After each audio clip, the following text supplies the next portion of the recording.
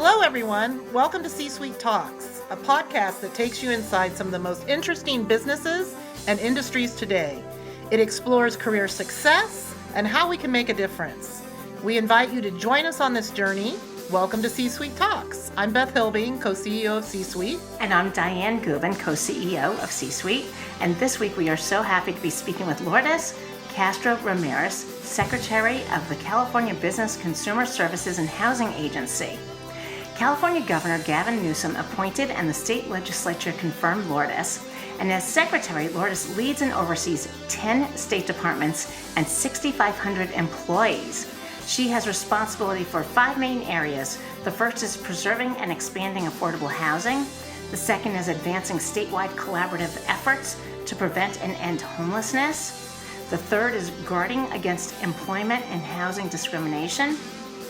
The fourth is regulating financial services. And the fifth is licensing nearly 4 million working professionals.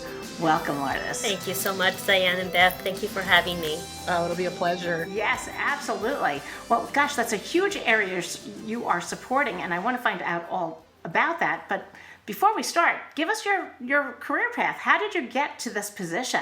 Yes, thank you. Well, thank you, Diane. I very much appreciate, of course, the opportunity to be able to be here to share a little bit about who I am and how I got here.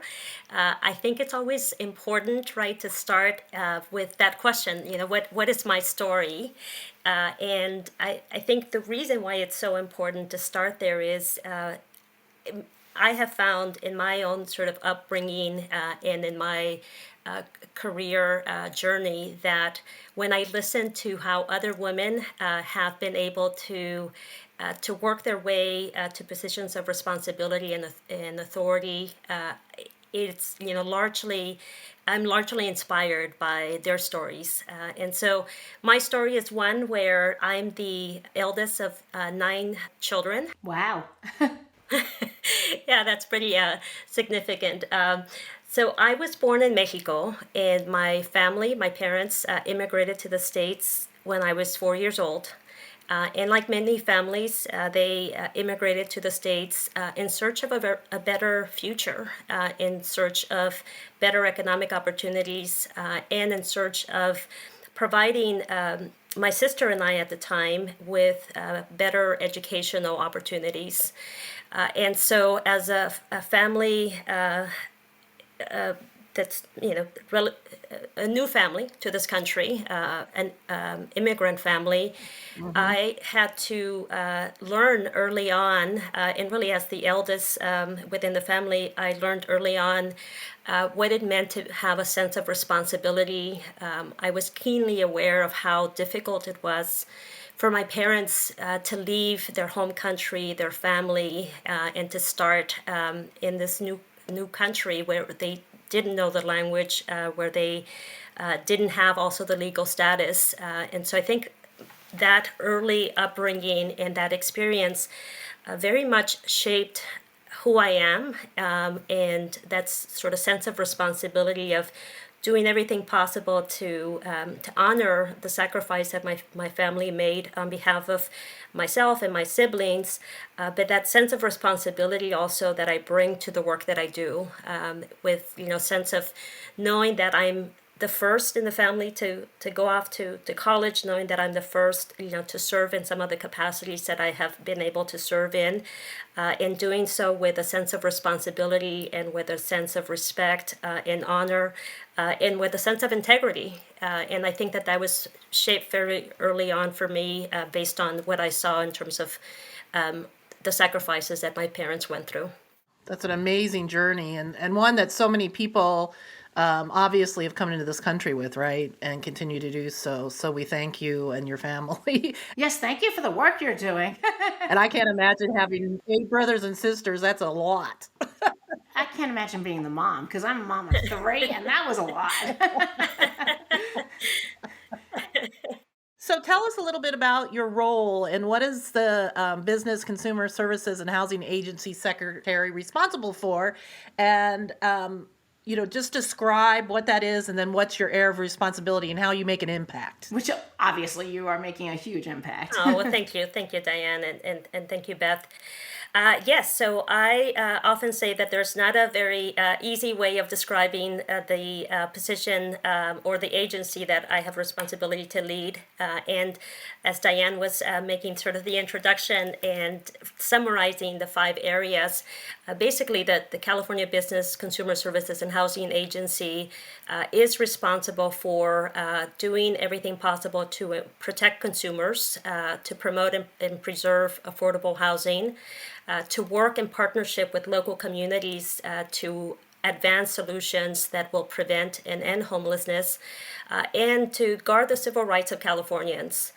So some of the departments that are within our agency include the California Housing Finance Agency, the Department of Financial Protection and Innovation, the Department of Consumer Affairs, which has responsibility for about 37 different boards and bureaus that provide regulatory oversight of about 250 different professions. And in the housing space, which is a very important area of priority for Governor Newsom and for this administration, I'm responsible for ensuring that there's proper coordination and oversight of all of our work across the housing continuum. And that means working closely to address homelessness, working with a laser focus to accelerate the production of deeply affordable housing, but also creating greater opportunities for families to become homeowners, to really have access to that American dream. That's tough with real estate prices. Well, yes, but particularly here in California, where less than 50% of households basically are homeowners. So we recognize, right, that California is challenged by not having sufficient affordable rental housing and an affordable homeownership market. And hence the challenge and the opportunity that's before us. But of course, we don't do this alone. Our agency, as you mentioned, has several entities, 6,500 employees. We are responsible for $9.7 billion in operating budget, and these are resources that we're managing and administering to ensure that they get to the communities that we're serving. So all in all, the agency that I have responsibility for leading is doing its best to foster an equitable and inclusive California. Okay, that's great. That's wonderful. Wow. That it's such a mega job that you have taken on, and you are so passionate about housing in particular. So why is housing your passion? I have a feeling there's something that's deeper than just the title. Yes. Well, first of all, having a home is so fundamental to who we are and to shaping our identity, and to shaping our sense of belonging. And it's also so fundamental to stability and opportunity. And as we just discussed earlier, right, in the state of California, having access to dignified, safe, affordable housing has truly become a challenge. And it's not just in the state of California, it's across the country. And for a number of reasons. My perspective is that this is not an issue that took place over the last 2-3 years. This has been 20, 30 years in the making, and really a result of, at the federal level, there has been less investment in promoting affordable housing over the last 30 years. There's also been a growing disconnect between what families make and housing costs. And so more and more families are paying more of their income to keep a roof over their heads. And there also has been an ongoing challenge in some communities with embracing affordable housing. And so overcoming the NIMBYism has also presented challenges in terms of creating affordable housing. But I'm deeply motivated and passionate about expanding housing opportunity because I, at a personal level, have seen how my own sort of personal experience of having a stable home environment enabled me to focus on going to school, getting an education, and then pursuing a career in doing something that benefits others. And I'm, at a professional level, I'm very focused on housing because I have seen in the various capacities that I have had over the last 25 to 30 years, the transformational power of having access to affordable, stable housing. Studies have shown that it results in improved health outcomes. It results in better educational outcomes, and it also, results in this thing that I think is so important for all of us to have a sense of connection to a place. And when a family is able to develop that connection to their home and to their neighborhood, those are that sense of connection and identity. I think is very important in the formation of who we are to become. I couldn't agree more. I also saw an article that they're using a lot of 3D printing to help build the homes and the manufacturing, which I thought was very interesting. Anyway, so you started your role right before the pandemic hit. That was fun, right? Yeah, that was fun. Yeah. So how has that kind of shaped your role, and how have you been able to accomplish what you thought given the pandemic, or did you have to switch gears, so to speak? Yeah, well, you're definitely right, Beth. Literally, I started March the 2nd of 2020. And on Not many to laugh. March the 4th, 2 days later, the governor declared a state of emergency.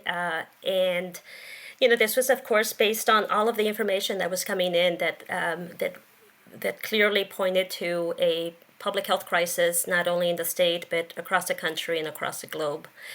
And so my, starting a new job in the midst of a pandemic was difficult. And I think it's important to acknowledge that, right? New back to California, starting in the midst of a pandemic.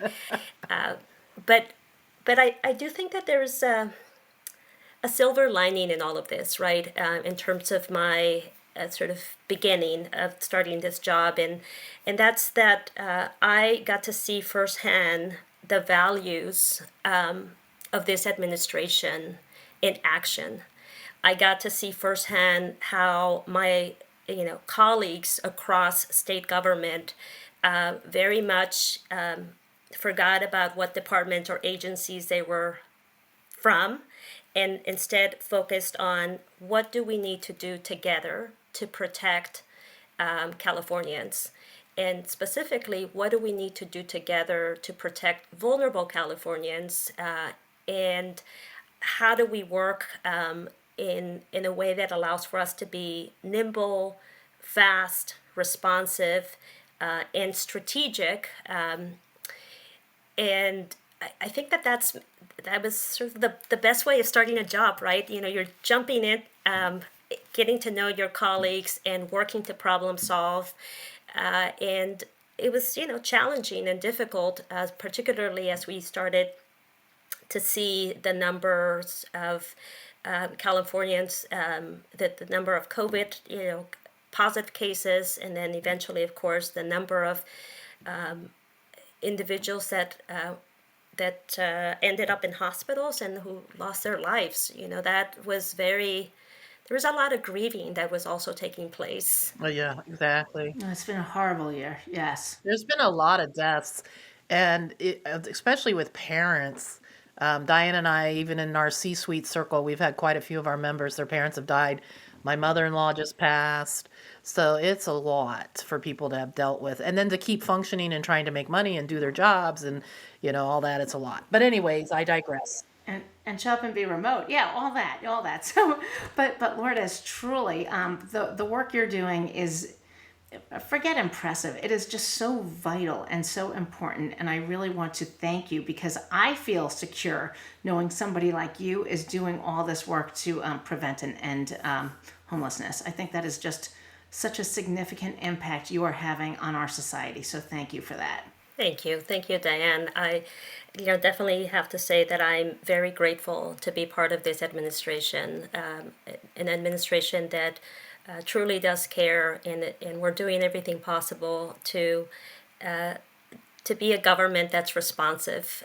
And if I may, I'd like to also share that, going back to this question about housing and the role that housing plays, I do think that this is the right time for us to double down on housing for a number of reasons. I agree. Yeah, for a number of reasons. I think that the federal government, this new federal administration, the Biden Harris administration, is definitely also prioritizing making deeper investments into housing that is affordable, that is accessible, that is integrated into communities. Of course, Governor Newsom, this is his number one priority. And at the local level, we have seen so much innovation and leadership around this issue that this is our time, right, to be able to expand housing options. Well, I think, it's hit the crisis. Unfortunately, it's hit a crisis mass that it has to be dealt with. I think, it's a hard issue. It's not a solvable issue. It's something that's going to be there for a long time. But just starting to address it and starting to work it, that is the best thing you can do, right? Just a path forward and getting in there Right, instead of right. putting it or whatever. So that's great. So since you do come from a large family and you're the oldest of 9, how did that shape and influence your path? And then I'd kind of like to hear, we haven't heard kind of how you started your education into your career too. So kind of weave those two things together. Yeah, yes, definitely. So I mentioned, I'm the eldest of 9, and for those of us that are the first in our families, I think we often are charting a new course, and there is a sense of responsibility and doing our best to make our parents proud, and I definitely took that to heart. And for me, I think it was also very much a function of just seeing how hard my parents worked. So I graduated from high school. I went to Linwood High.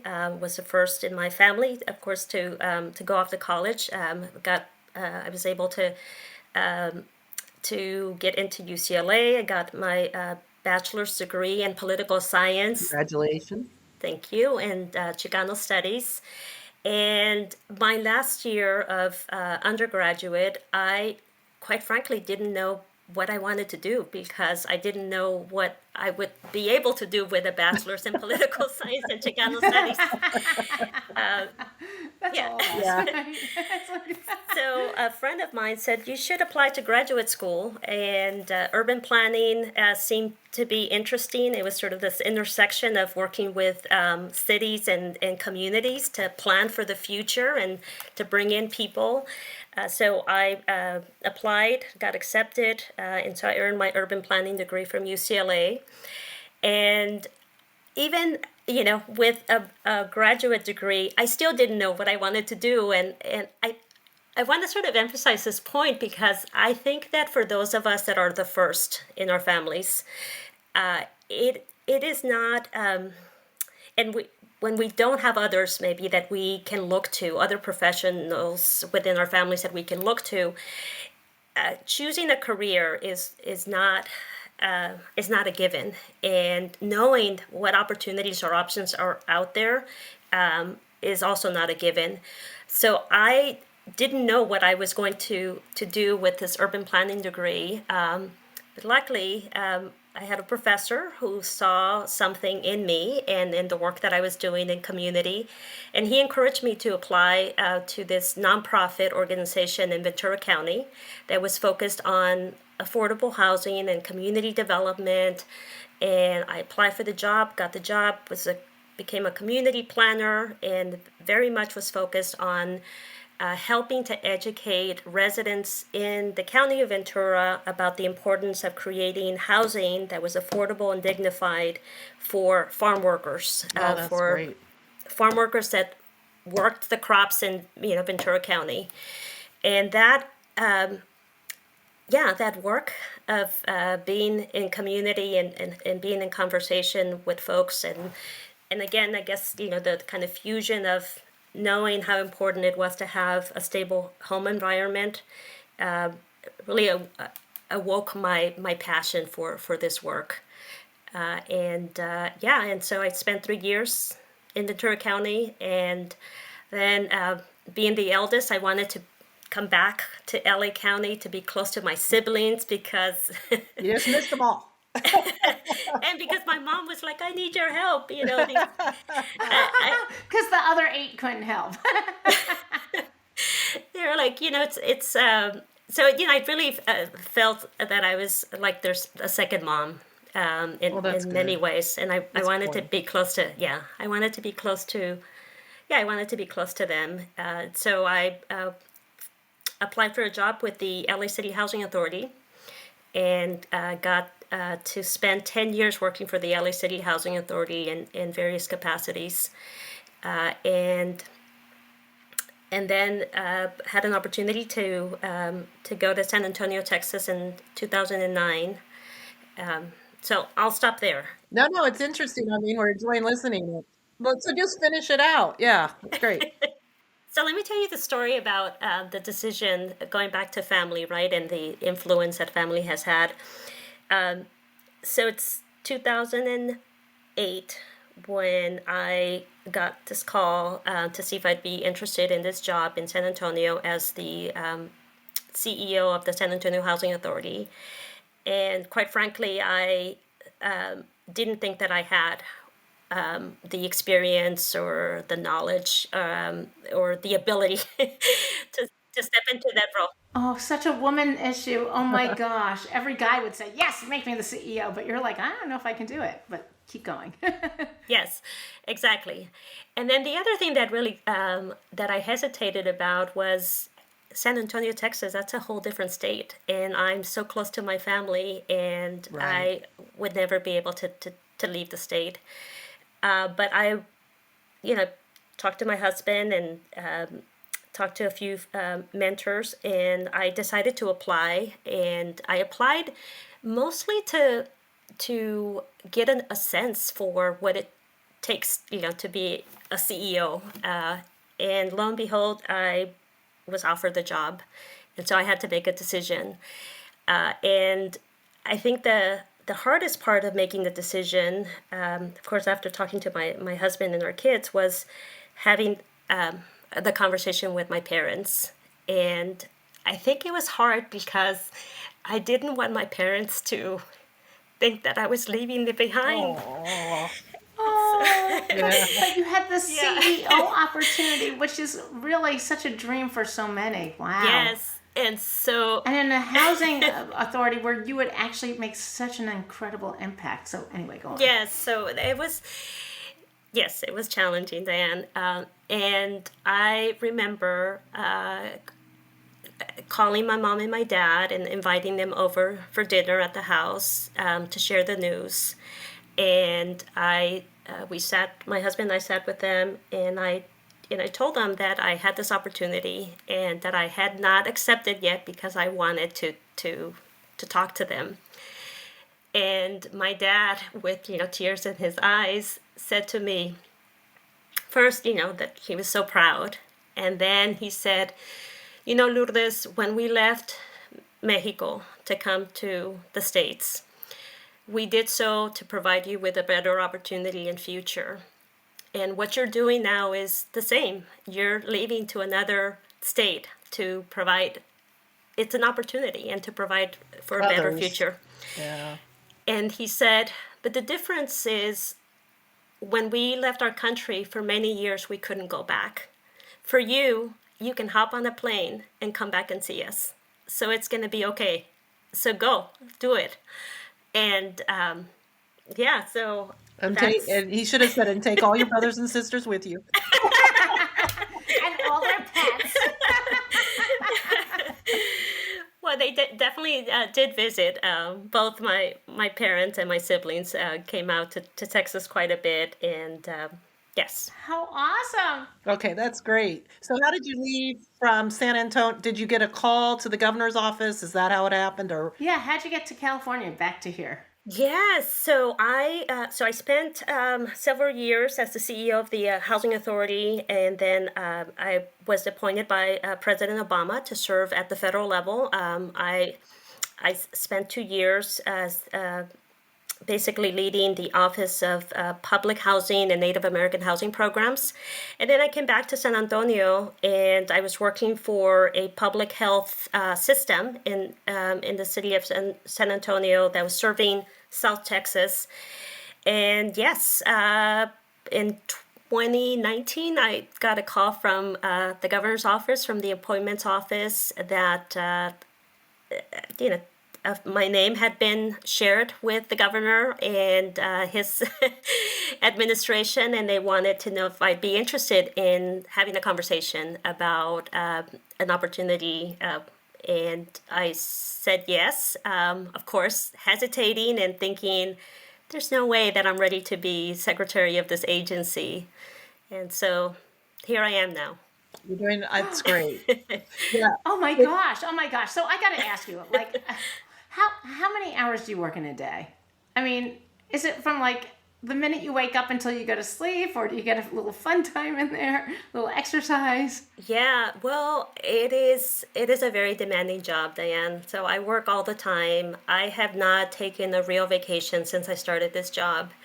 And my husband and I, so we have 3 children, and my oldest son and my youngest daughter, they're in Texas. My daughter is a student at UT at Austin, and my son, works and lives in San Antonio. So in some ways, we're empty nesters, and sometimes when you I'm in this stage of my life where I can devote a lot more time to my job. I understand. So as we kind of wrap this up, because it's been so interesting to speak with you, what would you like our listeners to know about your work and what you're currently focused on as we kind of wrap this up? And how we as a community can support you. Yeah, and how we can support you. Yes, great. Well, first of all, again, thank you so much to both of you for inviting me to be part of this conversation and to share my path, my story, and the work that we're doing. I think that it goes back to the question about what can we do, right? As we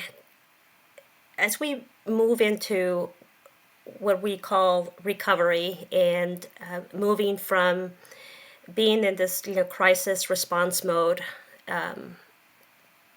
very much in response to this pandemic, and also in response to the climate changes that we are all feeling across the board. I think it's important for us to not lose focus of the importance of continuing to work together, to be more accepting and open to creating more housing that is affordable. I think it is important, for us to also acknowledge, right, that this pandemic that brought so much change and so much loss, to our families and communities, also gave us a different way of seeing the world and a different way of working, and that we should continue to lift those, solutions that came out of this pandemic and scale them. And so that's what we're trying to do at the state level, right? To look at the lessons learned, and to expand some of the programs and solutions that were born out of this pandemic, that were in response to protecting households, and make them more permanent solutions in terms of how we operate. No, I think that's amazing. So, Diane and I are so happy to have you with us today, and we're so excited for our listeners to get to hear everything we discussed today and your story. So, we cannot thank you enough. And thank you for spearheading the work you're doing. Yeah. Honestly, you're making a huge difference and such an impact. So, And it's like you're Goliath, right, against the giant because there's so many issues, but just starting is the best path forward. So that's great. So bless you to you and your family, your very broad family there for sure. So we want to thank our sponsors today, Google, the sponsors that have funded the podcast, Google, as well as Manette, law firm, Woodruff Sawyer, employee benefits, and Amplify Professional Services, an executive search and IT consulting firm. So thank you so much for listening to us today. thank you for listening, and thank you, Lourdes Castro Ramirez, Secretary of California Business, Consumer Services, and Housing. We so appreciate you being on the show today. Thank you. And hit the subscribe button, right? Apple, Spotify, everywhere you find your podcast. Leave us a review, a good one only, please. Or, if you have anything you don't like, just send us a note, but give us a good review. Follow us on social media, LinkedIn, Twitter, Instagram. And we love hearing from you. Send us an email. Send it to Beth at csweet.org, or check out our website, www.csweet.org. And that's it for today. Thank you and goodbye.